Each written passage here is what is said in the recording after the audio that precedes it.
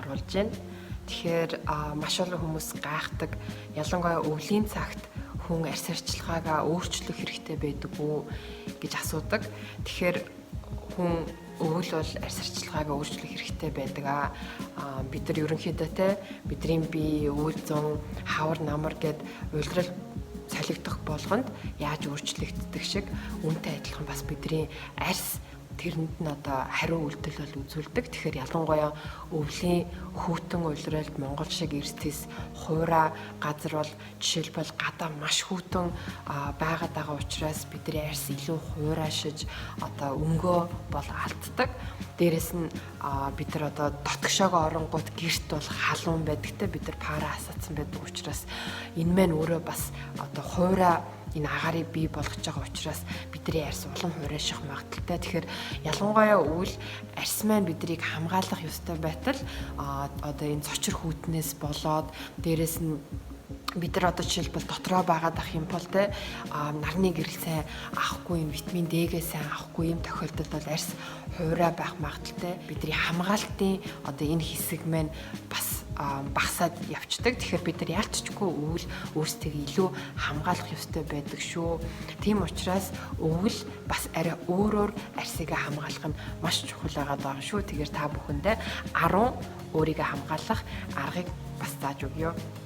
За номер 1-т болохоор ялангуяа иймэрхүү үед бид нар хүйтэнтэй сэрүүн, дээрэс нь хуурай, дотор маш халуун, бид нар ихэвчлэн дотор байгаа энэ үед болохоор нүрээ цэвэрлэхтэй, гуужуулагч, дээрэс нь маш хурд цэвэрлэгч биш, харин маш зөөлөн цэвэрлэгч хэрэглэх хэрэгтэй. Яагаад гэвэл хурд цэвэрлэгч хэрэглэснээр бидний өөрсдийн ялгаруулдаг себум буюу энэ арьсны ялгаруулдаг бидний бие организмын ялгаруулдаг энэ тос маань өөрөө хэвийн бус байдалд орчих учраас бид нар хэрвээ химийн бодистой эсвэл маш хурц ийм цэвэрлэгч хэрэглээд ах юм бол бидний арьс улам гэмтээд хуурайших магадaltaй. Тэгэхээр цэвэрлэгч хэрэгтэй маш зөөлөн цэвэрлэгч хэрэглээрэй.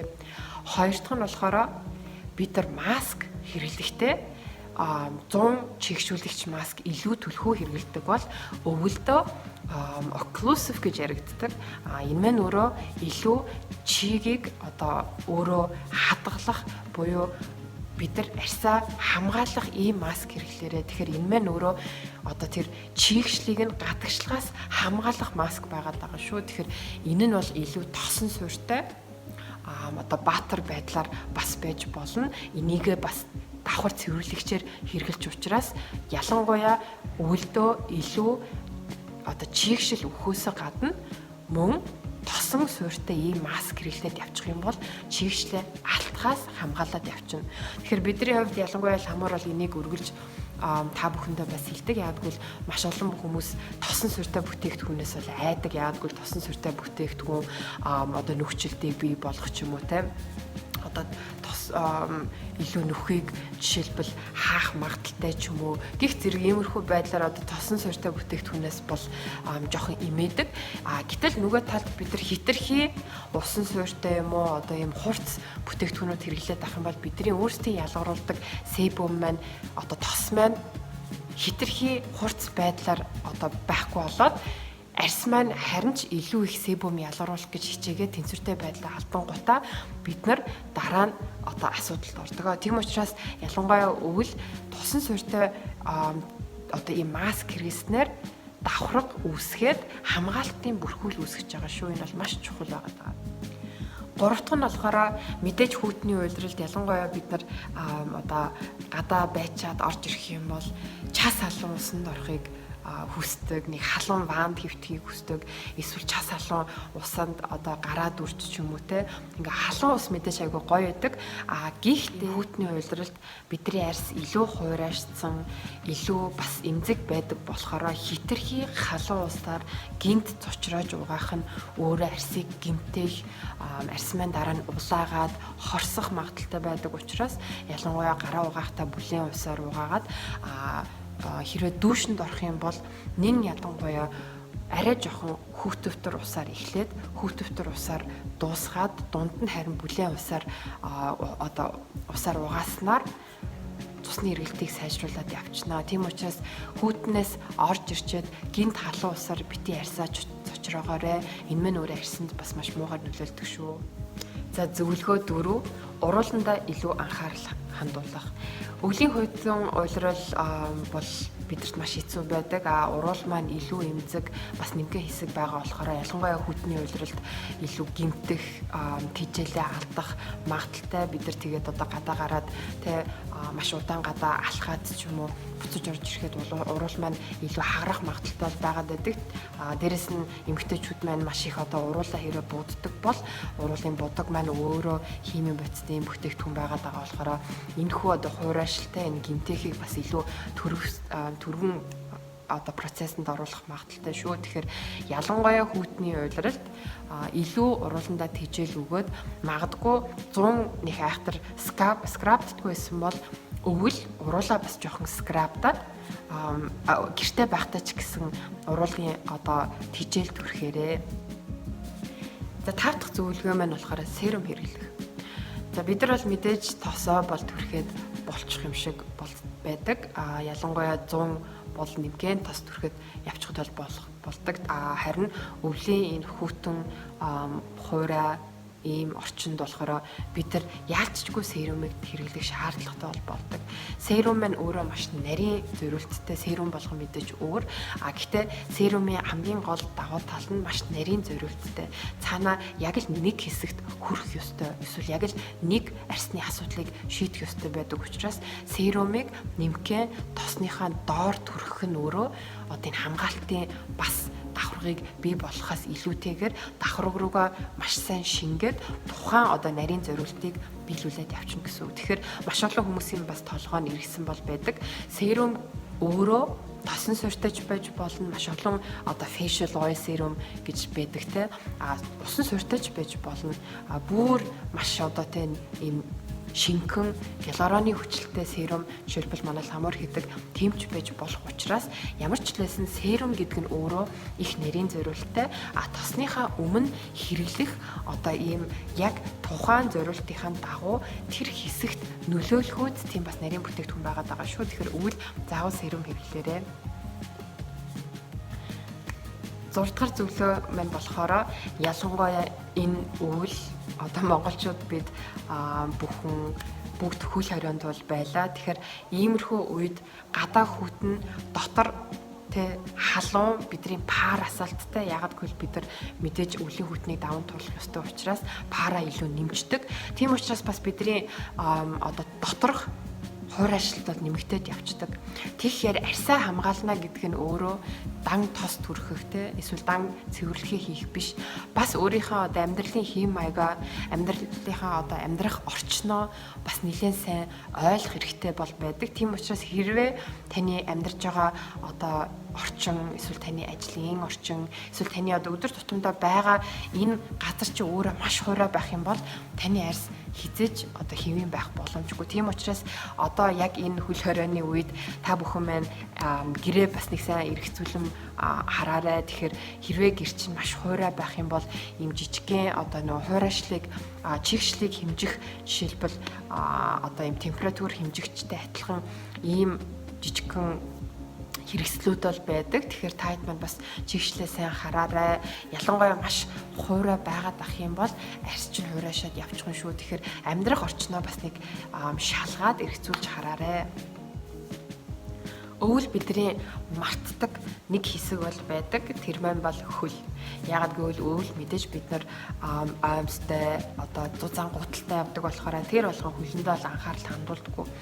Яг өдий харин эсэргээрээ энэ цаг үеийг ашиглаад ялангуяа одоо гэртээ байгаа энэ цаг үеийг ашиглаад бас хөлөндөө хэрвээ анхаарлаа хандуулчих юм бол нэгт 100 буюу одоо дулаархад хөл чинь одоо хуурайшгүй ийм сайхан хөлтэй явхаар байгаа гатур нөгөө талаар ялангуяа өвөл бас бидний хөл хуурайш магадaltaй байдаг учраас яг энэ үед сайхан хүлээ бүлээн усанд дүүрээд илүү харин одоо нүүрнийхээ арсыг гуйжуулах шаардлагагүй бол эсэргээрээ хөлийнхээ арсыг гуйжуулах шаардлагатай байдаг шүү. Яг л бидний хөлийн арс чинь маш ондоо бүтэцтэй байдаг, илүү зузаан хэсэгтэй байдаг учраас гуйжуулах нь өөрөө маш чухал байдаг. Тэгэхээр өвөл хөлөө бити мартаарай.